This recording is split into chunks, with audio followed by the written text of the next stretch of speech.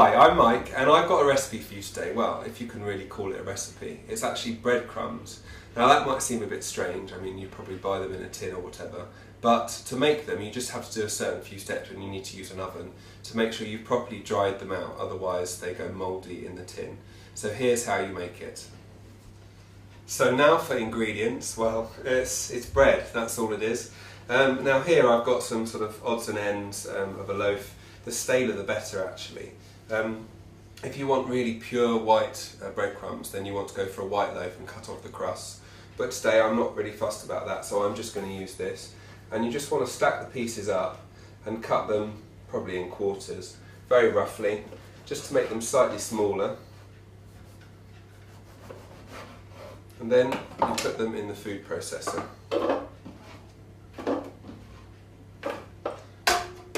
Get ready to blitz, and funnily enough you want to blitz them until you get breadcrumbs. And so there we have it, some nice fresh breadcrumbs, but they're actually very wet, and so we need to make sure we dry them out in the oven, otherwise they're going mouldy. So here we have the breadcrumbs.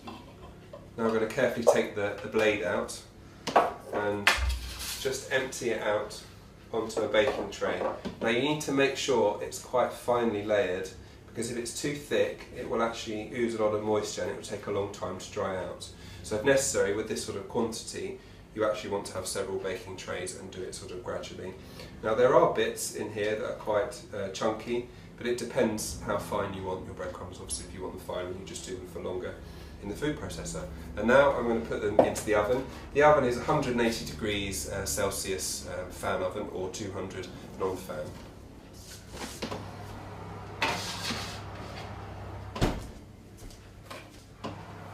And so here we have the breadcrumbs, nicely golden and brown.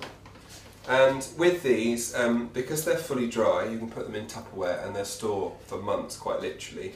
In terms of ideas of what you can do with them, you could use them on top of gratin, which you could do under the grill, or you could use them in stuffings.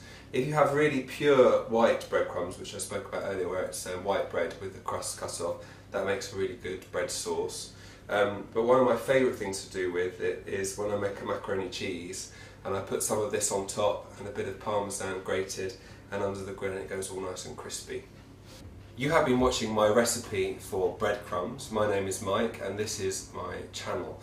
Please subscribe to it, and obviously as always you can comment below, or if you've got any questions leave them for me, and I'll be back very soon with another recipe.